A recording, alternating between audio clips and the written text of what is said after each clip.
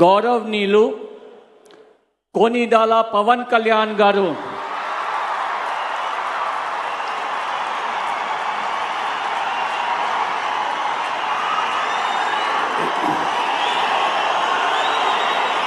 నేను కొనిదల పవన్ కళ్యాణ్ అనే నేను శాసనం ద్వారా నిర్మితమైన భారత రాజ్యాంగం పట్ల నిజమైన విశ్వాసం విధేయత చూపుతానని, భారతదేశ సార్వభౌమాధికారాన్ని సమగ్రతని కాపాడుతానని, ఆంధ్రప్రదేశ్ రాష్ట్ర మంత్రిగా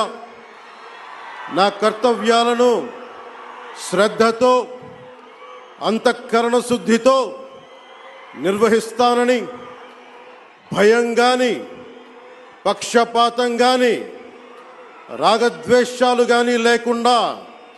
రాజ్యాంగాన్ని శాసనాలని అనుసరించి ప్రజలందరికీ న్యాయం చేకూరుస్తానని